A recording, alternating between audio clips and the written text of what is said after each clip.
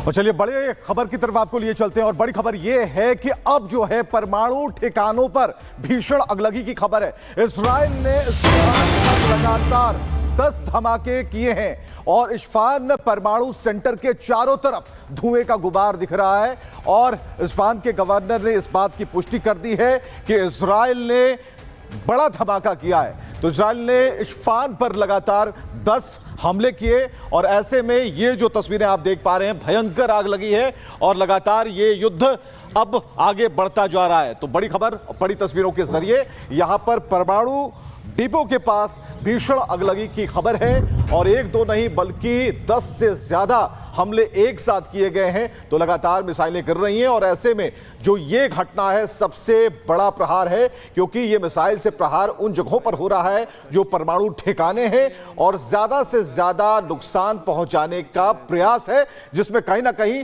कामयाबी भी मिलती दिख रही है। तो अब आगे क्या होगा, क्योंकि धमाके हो रहे हैं और लगातार 9 दिन हो गए और ऐसी खबरें आ रही हैं कि लगातार मिसाइलों से अटैक हो रहा है, लेकिन ठिकाने वो परमाणु अड्डे हैं जिन्हें नष्ट करना है, जिन्हें बर्बाद करना है।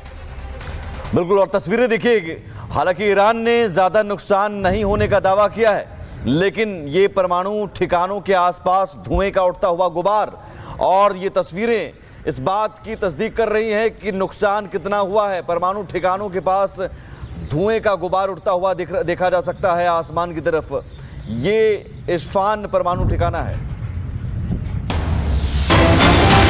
खबर, इजराइल पर हमले का IRGC ने वीडियो जारी किया है। ईरान की सेना IRGC ने मिसाइल और ड्रोन लॉन्च की तस्वीरें जारी की हैं। ईरान ने बीती रात ऑपरेशन ट्रू प्रॉमिस 3 के तहत 18वें चरण का हमला किया। ईरान का दावा है कि उसने ड्रोन और मिसाइलों से तेल अवीव, हाइफा, बेयाम और यरूशलेम में अटैक किया है, जिसकी तस्वीरें भी जारी की गई है। और इन तस्वीरों में देखिए मिसाइल लॉन्चिंग का ये वीडियो है और मिसाइल लॉन्चिंग के जरिए जो मिसाइल लॉन्च किए जाते हैं तेल अवीव को निशाना लगाकर, हाइफा को निशाना लगाकर, यरूशलेम को निशाना लगाकर, और इन शहरों में लगातार ये मिसाइल अटैक किए जा रहे हैं ईरान की तरफ से। हालांकि इजराइल की तरफ से दावा होता है कि हम इन मिसाइलों को हवा में ही मार गिराते हैं। जो उनके पास एयर डिफेंस सिस्टम है, उस डिफेंस सिस्टम के जरिए मिसाइलों को इंटरसेप्ट करके हवा में ही मार गिराते हैं, लेकिन कई मिसाइलें तबाही लाने में भी सक्षम हैं।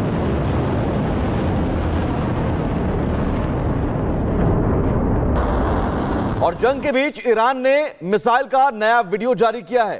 अंडरग्राउंड टनल में मिसाइल रखे हुए हैं, आपको हम दिखाने जा रहे हैं। और ये वीडियो जारी करने का मतलब ये है कि अभी बहुत कुछ है ईरान के पास, मिसाइलें अभी बहुत है, मिसाइलों का ये जखीरा है और ये अंडरग्राउंड है।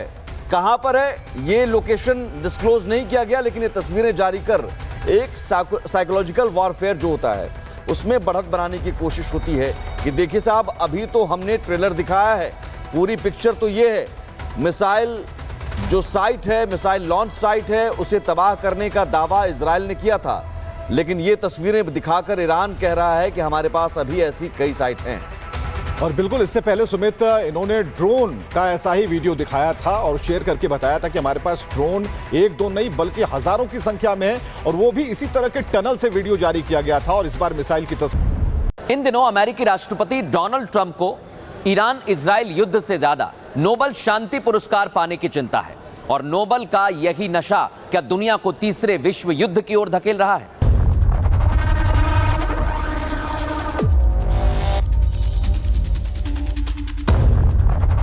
डोनाल्ड ट्रंप की नोबेल पुरस्कार की चाहत सबसे बड़ी है और इसी चाहत को लेकर अब उनका दर्द छलक गया है।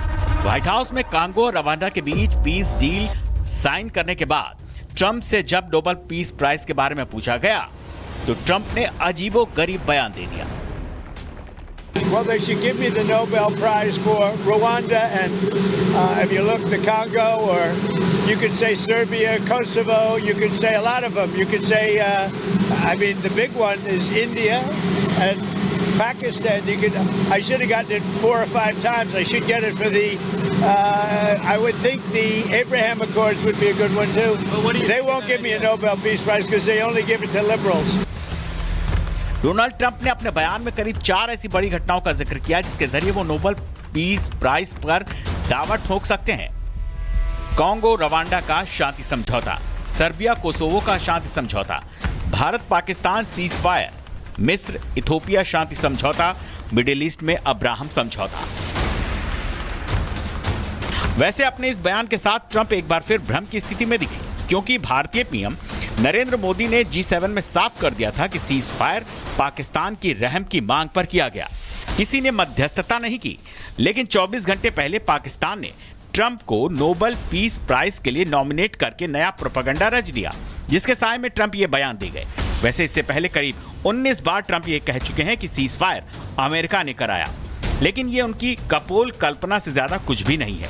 अपने नोबेल प्राइज की चाहत के जरिए डोनाल्ड ट्रंप उन अमेरिकी राष्ट्रपतियों की फहरिस्त में शामिल होना चाहते हैं जिनको नोबेल पीस प्राइज से नवाजा जा चुका है।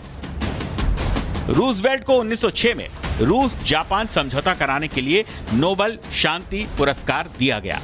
विल्सन को 1920 में प्रथम विश्व युद्ध का अंत कराने और लीग ऑफ नेशन स्थापित करने के लिए नोबेल पीस प्राइज दिया गया। जिमी कार्टर को 2002 में विश्व में शांति के प्रयास के लिए यह पुरस्कार दिया गया और बराक ओबामा को 2009 में विश्व शांति के प्रयास के लिए यह पुरस्कार दिया गया। इसके अलावा अमेरिका के उपराष्ट्रपति अल गोर को भी जलवायु परिवर्तन के लिए किए गए कामों को देखते हुए नोबेल पीस प्राइज से नवाजा गया था। अब ट्रंप भी चाहते हैं कि इस लिस्ट में शामिल हो जाएं। डायनामाइट के आविष्कारक अल्फ्रेड नोबेल के 1898 में निधन के बाद नोबेल फाउंडेशन ने 1901 से इस पुरस्कार की शुरुआत की। डोनाल्ड ट्रंप का यह दूसरा और अंतिम कार्यकाल है जिसमें वो नोबेल शांति पुरस्कार हासिल करके दुनिया में अमन के नए दूत के रूप में दिखना चाहते हैं। अब तय करना नोबेल फाउंडेशन को है कि ट्रंप को नोबेल पीस प्राइज मिलना चाहिए या नहीं। इतना ही नहीं, हालात ये हो गए हैं कि खुद ट्रंप को नहीं पता कि उनकी खुफिया एजेंसीज क्या काम कर रही हैं। Well, then my intelligence community is wrong. दुनिया न्यूक्लियर खतरे की नई कगार पर खड़ी है। मिडिल ईस्ट में इजराइल ईरान जंग अपने सबसे खतरनाक मोड़ पर है और इस बीच अमेरिका में ही अब ये तय नहीं हो पा रहा कि असली खतरा कितना नजदीक है। अमेरिका वो देश जो दुनिया भर में अपनी इंटेलिजेंस का लोहा मनवाता है, लेकिन अब उसी अमेरिका में सवाल उठ रहे हैं। सवाल डीएनआई पर उठे हैं, सवाल अमेरिकी इंटेलिजेंस की हेड तुलसी गबार्ड पर उठे हैं। विभाग के खुफिया तंत्र को नकारा गया है। ईरान पर अमेरिकी राष्ट्रपति डोनाल्ड ट्रंप ने अपने खुफिया विभाग को ही घेर लिया। ईरान के एटमी हथियार पर अपनी खुफिया विभाग और उसकी हेड गबार्ड को गलत ठहरा दिया। Intelligence do you have that Iran is building a nuclear weapon? Your intelligence community has said they have no evidence that they are at this point. Well, then my intelligence community is wrong. Who in the intelligence community said that? Your director of national intelligence, Tulsi Gabbard. She's wrong. एक तरफ America की सबसे बड़ी intelligence अफसर तुलसी Gabbard, तो दूसरी तरफ है अमेरिका के राष्ट्रपति डोनाल्ड ट्रंप। वो ट्रंप जिन्होंने खुद योग्यता के आधार पर तुलसी गबार्ड को इंटेलिजेंस का हेड बनाया। उसी गबार्ड पर सवाल उठाने और उन्हें गलत ठहराने में ट्रंप को एक सेकंड भी नहीं लगा। Intelligence do you have that Iran is building a nuclear weapon? Your intelligence community has said they have no evidence that they are at this point.